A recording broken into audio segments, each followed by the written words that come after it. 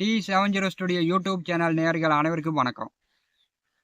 இந்த பதிவில் மேச ராசி அஸ்வினி நட்சத்திர அன்பர்களுக்கு பார்த்தீங்கன்னா கோச்சாரமும் உங்கள் வாழ்க்கை நிலையும் அப்படிங்கிற தலைப்பில் இந்த பதிவில் பலன்கள் காணப்போகிறோம்.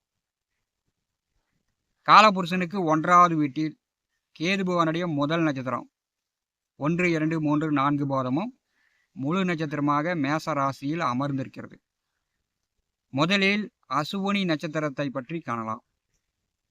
அசுவினி நட்சத்திரம் சரஸ்வதியின் முழு அருள் பெற்றது. அசுவினி நட்சத்திரத்தில் பிறந்தவர்கள் படித்தாலும் படிக்கலனாலும் இயற்கையாகவே இவங்களுக்கு மருத்துவ குணம் உண்டு. பாட்டி வைத்தியம், வீட்டு வைத்தியம் அப்படின்னு சொல்லக்கூடிய மருத்துவ குணம் அசுவினி நட்சத்திரத்தில் பிறந்த ஆணுக்கும் உண்டு, பெண்ணுக்கும் உண்டு. செவ்வாயுடைய வீட்டில் கேது நட்சத்திரம் அமர்ந்திருக்கும் போது உண்மைக்கு கோவப்படுவீங்க. உங்களிடம் போய் பித்தலாட்டம் பண்ணி உங்கள் சொத்துக்களை அபகரிக்க வரக்கூடிய எதிரிகளிடம் கோவப்படுவீங்க. குடும்ப நபர்களுடைய உடல் ஆரோக்கியத்தில் அதிக அக்கறை எடுத்துக்கொள்வீங்க. குடும்பத்திற்கு தூணாக இருக்கக்கூடிய நட்சத்திரம் அஸ்வினி. குடும்பத்திற்கு எத்தனை பிள்ளைங்க இருந்தாலும் சரி, இவங்க முதன்மையாக இருப்பாங்க. குடும்பத்துக்கு வேண்டிய ஜாமானம், பொருட்கள் செலவு பண்ணுறது, பணங்காசு, இவங்களுடைய உழைப்பு, இவங்களுடைய வருமானம் எல்லாமே குடும்பத்தை சார்ந்ததாக தான் இருக்கும். அசுவினி நட்சத்திர அன்பர்கள் ஆமாவா இல்லையான்னு இந்த பதிவில் சொல்லிட்டு போங்க. இந்த பதிவினுடைய தலைப்பு பார்த்தீங்கன்னா கோச்சாரமும் உங்கள் வாழ்க்கை நிலையும். கோச்சாரத்தில் தெய்வம் அப்படின்னா குரு பகவான் தான். அதற்கு அடுத்தது சனி. இந்த இரு கிரகங்களும் எந்தெந்த வீட்டில் அமர்ந்திருக்கிறார்களோ அதை சார்ந்து தான் வாழ்க்கை பயணத்தில் இன்ப துன்பம் இருக்கும். கோச்சாரத்தில் குரு பகவான் ராசிக்கு எந்த கட்டத்தில் அமர்ந்திருக்கிறாரோ அந்த கட்டம் சார்ந்து தான் போதனை, பேச்சு, ஆற்றல் இருக்கும். அதே மாதிரி சனி பகவான் ராசிக்கு எந்த கட்டத்தில் அமர்ந்திருக்காரோ அந்த கட்டம் சார்ந்து தான் சுகம், துக்கம், வேதனை, இறை பக்தி இருக்கும். மேசராசிக்கு 12வது வீட்டிலே சனி பகவானும் 4வது வீட்டிலே குரு பகவானும் சஞ்சாரம் செய்கிறார்கள். அசுவினி நட்சத்திராதிபதி கேது உங்கள் ராசிக்கு 5வது வீட்டிலே தன்னுடைய சொந்த நட்சத்திரத்தில் சஞ்சாரம் செய்கிறார். அசுவினி நட்சத்திர அன்பர்களுக்கு பார்த்தீங்கன்னா கடந்த சில மாதங்களாக உங்கள் உடம்புல கையிலையோ கால்லையோ வயிற்றுலையோ பிப்பு, அரிப்பு, சொரிகிற மாதிரி ஒரே பிப்பாக பிச்சுக்குது அப்படின்ற மாதிரி உங்களுடைய தோலில் இருக்கும். பார்த்தீங்கன்னா எத்தனை பேருக்கு இந்த மாதிரி இருக்குதுன்னு சொல்லிட்டு போங்க. ஏன்னா 5, 11வது வீட்டிலே கோச்சாரத்தில் சர்ப்ப கிரகங்கள் வரும்போது தோல் சார்ந்த பிரச்சனைகளை உண்டு பண்ணிடும். என்னன்னே தெரில, வண்டுகடி மாதிரி பிச்சுக்குது, சொரிய சுகமாக இருக்குது, சொரிஞ்சிக்கிட்டே இருக்கிற மாதிரி இருக்குது, சொரிஞ்சால் ரத்தம் வருது அப்படின்ற மாதிரி இருக்கும்.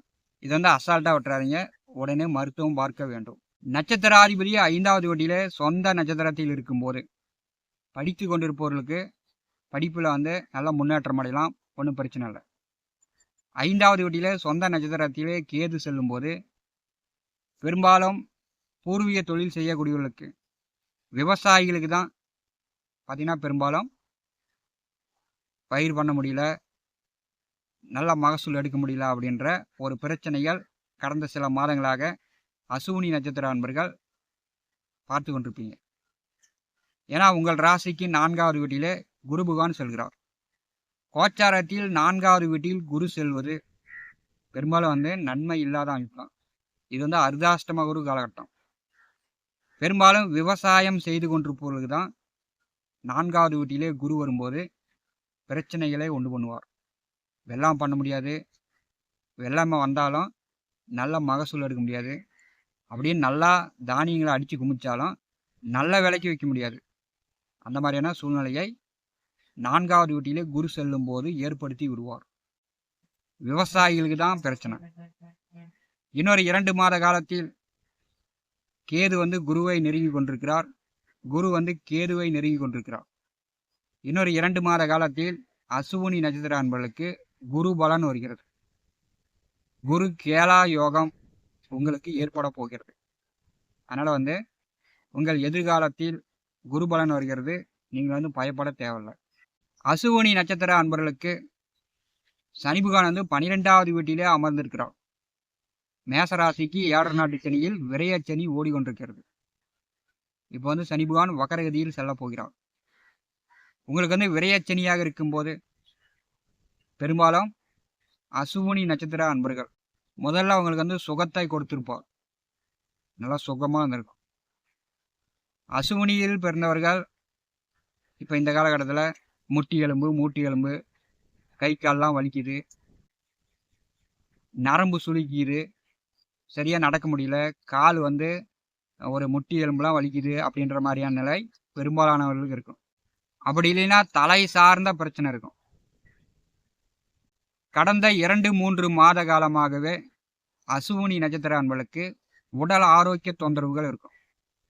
அப்படி உங்களுக்கு இல்லைன்னா உங்கள் பெற்றோர்களுக்கு, உடன் பிறந்தவர்களுக்கு, உங்கள் வாழ்க்கை துணைக்கு, குடும்பத்தில் யாருக்காவது ஒருத்தருக்கு மருத்துவ செலவுகள் என்பது இந்த காலகட்டத்தில் வந்தே தீரும். ஏன்னா 7 நாட்டு சனியில் விரையச்சனி அப்படின்னா இதே ஒரு வழியில் பண விரயம் வந்து கொண்டே தீரும். இதே ஒரு வழியில் பண விரயம் வந்தே தீரும். 12வது வீட்டிலே சனி பகவான் இருக்கும்போது அசுவினி நட்சத்திர அன்பர்கள் இறை வழிபாட்டில் கவனம் செலுத்துங்க. உள்ளூர்லேயோ வெளியூர்லேயோ பார்த்தீங்கன்னா சனி பகவான் 7 நாட்டு சனியாக வரும்போது ஆஞ்சநேயரை தரிசனம் செய்வது, கால பைரவரை தரிசனம் செய்வது, உங்கள் குலதெய்வத்தை வழிபாடு செய்வது, 7 நாட்டு சனியில் விரையச்சனி ஓடிக்கொண்டிருக்கும் போது வழிபாடு மட்டும் செய்யுங்கள். இப்போ கோயிலுக்கு போய் அசைவ படைகள் போடக்கூடிய கோயிலில் போய் கெடா இருக்கிறேன், கோழி இருக்கிறேன்னு இந்த மாதிரி வேண்டுதல்கள் 7 நாட்டு சனி நடக்கும்போது எந்த கோயிலையும் போய் வேண்டுதல்கள் வைக்கக்கூடாது. அப்படியே வேண்டுதல்கள் வச்சு பழிச்சாலும் ஆடு கோழி பலியிடக்கூடாது. 7 நாட்டு சனி நடக்கும்போது ஆடு கோழி பலியிட்டால் குடும்பத்துக்கு கஷ்டம் வந்துடும், அல்லது குடும்பத்தில் மரணம் ஏற்படும். இதை அசுவினி நட்சத்திர அன்பர்கள் புரிந்து கொள்ளுங்க. அசுவினி நட்சத்திர அன்பர்களுக்கு இன்னும் 2 மாதம் உடனே உங்களுக்கு குரு பலன் வருகிறது. விரையச்சனி, பாதச்சனி, 7 நாட்டு சனியில் 12வது வீட்டில் சனி பகவான் வக்கரகதியில் செல்கிறார். பெரும்பாலும் உடல் ஆரோக்கியம் நன்றாக இருக்கும். இந்த விரைய செலவு, தண்ட செலவு, இரவு உறக்கம் குறைந்தது, இதெல்லாம் அடுத்து வரக்கூடிய இந்த சில மாதங்களில் இதெல்லாம் உங்களுக்கு பிரச்சனையெல்லாம் தீரப்போகிறது. அசுவினி நட்சத்திர அன்பர்களுக்கு கோச்சாரம் அப்படி கொஞ்சம் கொஞ்சம் வழி விடுகிறது. உங்களுடைய வாழ்க்கையில் முன்னேற்றத்தை காணலாம். T70 ஸ்டுடியோ யூடியூப் சேனலை பார்த்து கொண்டிருக்கக்கூடிய அன்பர்கள், இதுவரை நம்முடைய சேனலை சப்ஸ்கிரைப் செய்யாத அன்பர்கள் மறக்காமல் சப்ஸ்கிரைப் செய்து கூடவே இருக்கின்ற ஆல் பட்டன் அழுத்திங்க. நன்றி, வணக்கம்.